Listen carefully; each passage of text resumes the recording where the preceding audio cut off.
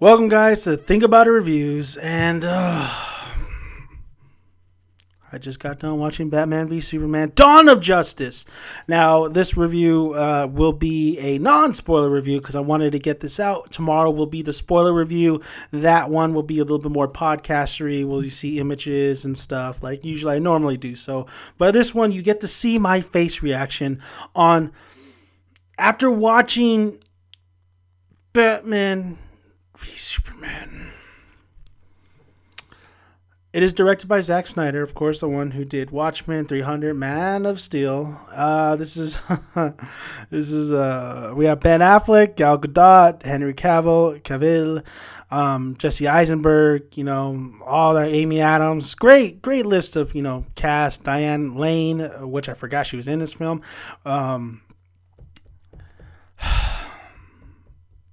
I guess I should start. So I guess the perfect way to really talk about this film is at one point, remember that first Alien versus Predator movie? You remember that? I'm a huge Predator fan. All right. So when I heard that they were going to make Alien versus Predator, I was like so excited. I was so overwhelmed. I was ready to go. I was ready to watch it. I'm like, no matter what, I'm going to like this film. Went into it, went out of it, did not like it. That is the same as Batman v Superman. Honestly, this movie sucked. I'll be quite honest. I'm not going to lie to you guys. This movie sucked. There are some little things that are pretty good, but then there's a lot of things that are just terrible. Where do I begin? Let's start off with just the overall editing of this, the overall pacing of this, the overall just even the score, man. Hans Zimmer, my boy Hans Zimmer, didn't step up to the plate here. His score was not very memorable. And not only that, the pacing and the editing was so off that when his, triumphant Man of Steel score came in, it was kind of like botched. It was definitely, it didn't come into the right moment. There was a lot of scenes in here, one particular with Diane Lane and Superman, that was just thrown in here. I'm like, you did not need that scene in there. It just does not fit the pacing. It doesn't fit what's going on in here. Listen, Zack Snyder is a great visual director. However, he relies too much on CGI. I was watching this film and I was thinking, I'm not saying, just because I went to this director because he did Batman, I'm not saying that I wanted him to do Batman v Superman. No, that's not the case. But it always made me, it made me think while watching this film because of the overuse of CGI and just me appreciating the Dark Knight trilogy even more is maybe not using too much CGI and me thinking like, what would Christopher Nolan do, in this kind of situation? Would he use that CGI? Would he not use that CGI? It just made me remember that big old diesel flip with the Joker in The Dark Knight. I think this film hurts because there's just too much CGI. And when you get too much CGI, you get Star Wars The Phantom Menace. You don't get pulled into it. You don't get attached to it. You don't get a connection towards it. That was one of the biggest problems in this film, was there was no connection to it. There was no emotional connection to it, to these characters, honestly. You should be emotionally connected to Batman and Superman. You should be invested in these two meeting one another, in these two colliding with one another. But you do not get that shit. You don't get it. You're not going to get it. If you're looking for that, sorry to displease you. The action sequences. You think the action sequences are going to save this film? It does not. The action sequences were not that great. Honestly, Man of Steel had better action sequences, and honestly, Man of Steel had better CGI usage. Batman v Superman: Dawn of Justice has failed in capturing what it means for Batman versus Superman. Zack Snyder has failed to really get to grasp the idea of Batman versus Superman. It's not a fisticuff fight. Yes, we want to see that. That's the moneymaker. That's the big ticket. That's why we're paying for the tickets. But it's more than that. It's development to get to that point. And he just failed on all aspects of that. Does that mean the acting failed? No, Ben Affleck was actually pretty good as Batman. However, there was some times where I'm like, ooh, Ben, I don't know about that. No, I don't know about that. I don't know about that. Henry Cavill, very good as Superman once again. Yet this is a travesty. This is supposed to be Man of Steel 2. It's not Man of Steel 2.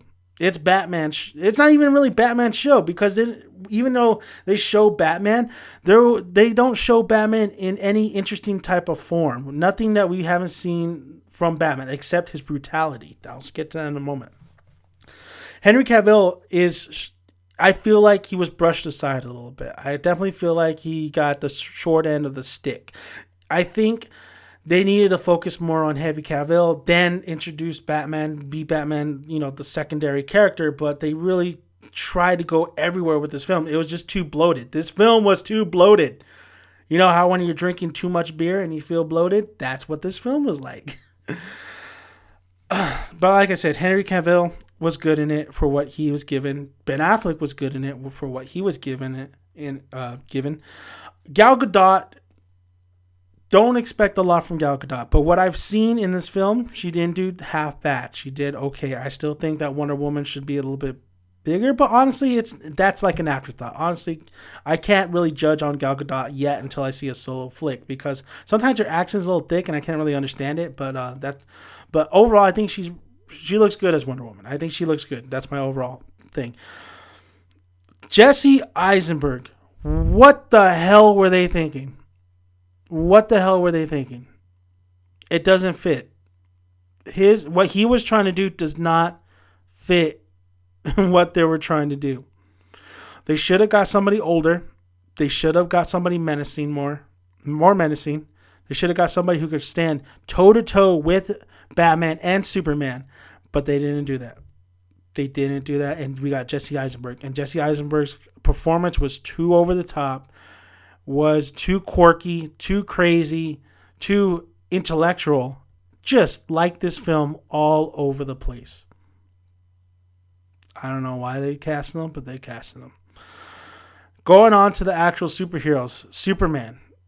The film really deals with, is the menace, the false god, a god, like a lot of consequences, which I absolutely like. I always talk about consequences. And I think that's what kind of really hit home a little bit too. And it's not hit home, but overall, that's what brought me into the film a little bit more too because of his story and his consequences. But I felt like they could have done a better job in telling that. We have Batman, and boy, this is a different version of Batman. And I'm sure a lot of the fanboys are going to hate it. They are going to hate this interpretation of Batman, or Zack Snyder's interpretation of Batman. This Batman is not your Dark Knight Batman. This Batman's not your, not even your Batman the Anime Series Batman. This is not your Michael Keaton Batman. This is not your Val Kilmer, George Clooney Batman. This is not your fucking Adam West Batman. It is far from it. This Batman is more brutal, he's brutal. That's all I can really say until the spoilers. He is fucking brutal, man. I didn't know if I was watching Batman or if I was watching The Punisher. That's all I'm going to say. Overall, this film was just a mess. It was a mess. I think what really hurt this film was the overall pacing and the editing. I think what overall hurt it was the loss of really these two main characters that you should be focusing on. Just these two characters, Batman and Superman, being lost and muddled throughout all this other shit that's just in here, just for the hell of it, just because they need to make it a spectacular spectacle and they need to set up Justice League. This film, it just wasn't good. It sucked. I cannot watch this film again, honestly. I can't. I'm being completely honest with you. I can't watch this film again. I could watch Deadpool 2 more times. And it kind of makes my mind boggle how Deadpool has had such a low budget, yet still I could watch that movie over and over again when Batman v Superman had a $300 million budget, and they can't make me go back and watch it. It was bad, guys. and I'm disappointed. Like, I'm very sad too because I'm a big Batman fan, and I'm rooting for DC. I think DC, we do need a DC universe. I think why not? I mean, Marvel has done this thing. I love what Marvel's doing, but I want to see a little bit darker. I did want to see a little bit more realistic, and there's nothing realistic about this film. Not like Man of Steel. Man of Steel, it seemed like it was grounded a little bit. This film is not grounded at all. So disappointing.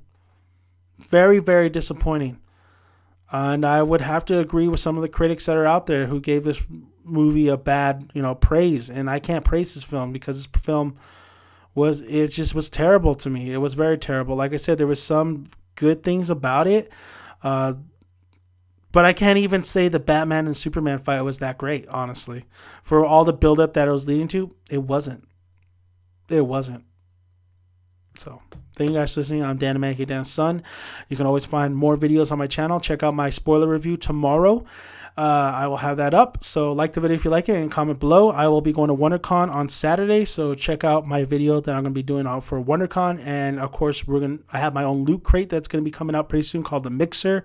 So, a lot of TV, movie, anime, all mixed into that one loot crate. So, check that out. And, yeah, guys, I mean, I would love to hear you guys' thoughts on this film. No spoilers. Wait till my spoiler review comes out. So grab a tick, grab a seat. Make sure you got some good popcorn to eat. I'll see you at the cinema, guys.